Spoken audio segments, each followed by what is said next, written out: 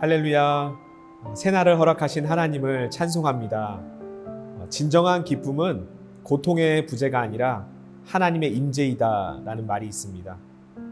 우리의 삶에 하나님의 임재가 있다면 고통을 뛰어넘게 하시는 하나님의 기쁨이 우리 안에 넘쳐날 줄로 믿습니다. 오늘도 말씀으로 거룩의 발걸음을 옮기길 원합니다. 다 함께 오늘 우리에게 주신 하나님의 말씀을 보겠습니다. 아비멜렉이 데베스에 가서 데베스에 맞서 진치고 그것을 점령하였더니 성읍 중에 견고한 망대가 있으므로 그 성읍 백성의 남녀가 모두 그리로 도망하여 들어가서 문을 잠그고 망대 꼭대기로 올라간지라. 아비멜렉이 망대 앞에 이르러 공격하며 망대의 문에 가까이 나아가서 그것을 불사르려 하더니 한 여인이 맷돌 윗짝을 아비멜렉의 머리 위에 내려 던져 그의 두개골을 깨뜨리니 아비멜렉이 자기의 무기를 든 청년을 급히 불러 그에게 이르되 너는 칼을 빼어 나를 죽이라. 사람들이 나를 가리켜 이르기를 여자가 그를 죽였다 할까 하노라 하니 그 청년이 그를 찌르매 그가 죽은지라. 이스라엘 사람들이 아비멜렉이 죽은 것을 보고 각각 자기 처소로 떠나갔더라. 아비멜렉이 그의 형제 70명을 죽여 자기 아버지에게 행한 악행을 하나님이 이같이 갚으셨고 또 세겜 사람들의 모든 악행을 하나님이 그들의 머리에 갚으셨으니 여룻바알의 아들 요담의 저주가 그들에게 응하니라. 아비멜렉은 자신을 배반한 세겜 사람들을 무차별적으로 죽이는 일을 벌였습니다. 더불어 세겜에서 북동쪽 약 한 18km 정도에 위치한 데베스 성읍을 침략합니다. 본문에 구체적인 언급은 없지만 아마도 데베스 사람이 세겜 사람들을 도와서 아비멜렉의 반역을 도왔을 것으로 추정합니다. 그러니까 데베스 사람들도 이 아비멜렉의 악한 그 명성을 듣고 견고한 망대에 올라가 문을 잠그고 꼭대기까지 올라갑니다. 계속된 승리로 아비멜렉은 겁날 게 없었습니다. 자신에게 위협이 있다는 사실에도 무감각했습니다. 그래서 망대 문 앞까지 가서 지난번과 동일하게 불을 지르려고 했던 것입니다. 그때 어떤 일이 벌어졌습니까? 53절과 54절의 말씀입니다. 그러나 그때 한 여인이 맷돌 윗짝을 아비멜렉의 머리에 내리던져 그의 두개골을 부셔버렸다. 아비멜렉은 자기의 무기를 들고 다니는 젊은 병사를 급히 불러 그에게 지시하였다. 내 칼을 뽑아 나를 죽여라. 사람들이 나를 두고 여인이 그를 죽였다는 말을 할까 두렵다. 그 젊은 병사가 아비멜렉을 찌르니 그가 죽었다. 아비멜렉은 자신이 거느리는 군사보다 앞에서 지휘하다 보니 위험에 노출되었습니다. 그러다 보니 한 여인이 망대 위에서 던진 맷돌 윗짝에 머리를 맞고 치명적 부상을 입게 되었으며 자신의 목숨을 끝내달라고 부하에게 부탁해서 비참한 종말을 맞이했습니다. 하나님의 일하심은 때때로 역설적일 때가 있습니다. 아비멜렉은 시종일관 강해 보였습니다. 패배하지 않고 승승장구할 것만 같았습니다. 하지만 그의 마지막은 무명의 연약한 한 여인에 의해 죽음을 맞이했습니다. 왜 아비멜렉은 위로부터 떨어지는 맷돌에 머리에 치명적인 부상을 입게 되었을까요? 아비멜렉은 항상 머리가 되려고 했습니다. 사람들의 머리가 되기 위해 물불을 가리지 않고 악한 일도 서슴없이 범했습니다.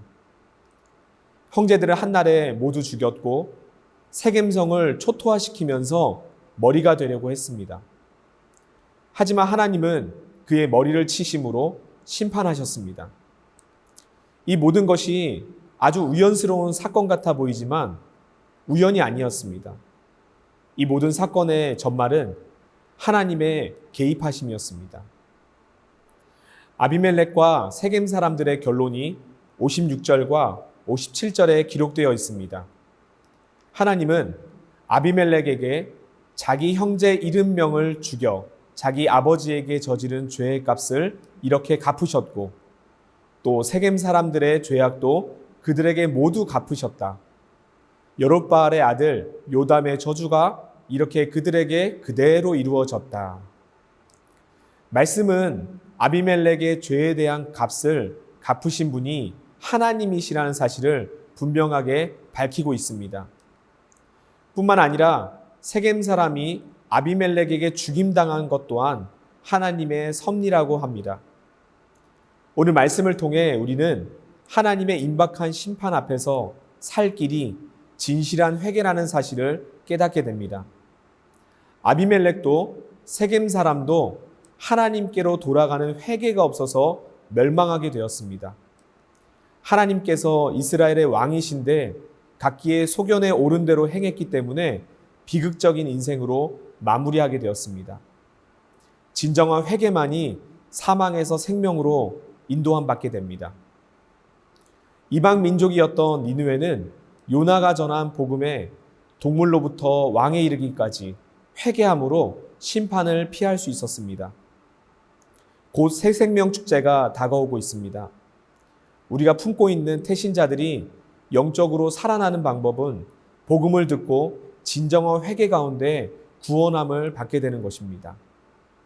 사도행전 3장 19절 말씀에 그러므로 너희가 회개하고 돌이켜 너희 죄 없이 함을 받으라.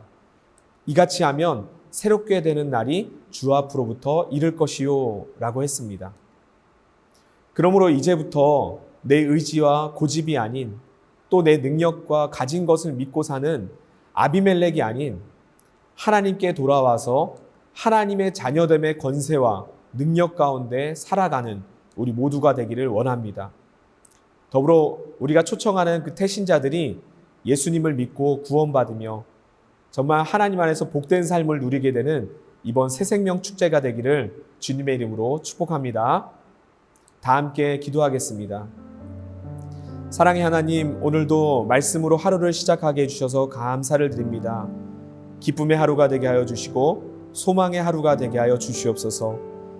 아비멜렉과 세겜 사람들은 끝까지 회개하지 아니하여서 멸망하게 되었는데 우리 모두는 오늘 나의 삶을 돌아보며 내 고집과 내 주장과 내 의지를 내려놓고 하나님 앞에 참된 회개, 진정한 회개를 통하여서 하나님의 참 구원의 기쁨을 누리는 오늘 하루가 되게 하여 주시옵소서. 특별히 우리가 품고 작정하며 기도하고 있는 태신자들이 예수님께로 돌아오게 하여 주시옵소서. 진정한 회개를 통하여서 하나님께서 주시는 새날의 은혜를 경험할 수 있도록 인도하여 주시옵소서. 이번 새생명 축제를 통하여서 많은 영혼들이 주님 앞으로 돌아오게 하여 주시옵소서. 우리 주님께 모든 것 맡겨드리오며 우리를 구원하신 예수님의 이름으로 간절히 기도드립니다. 아멘.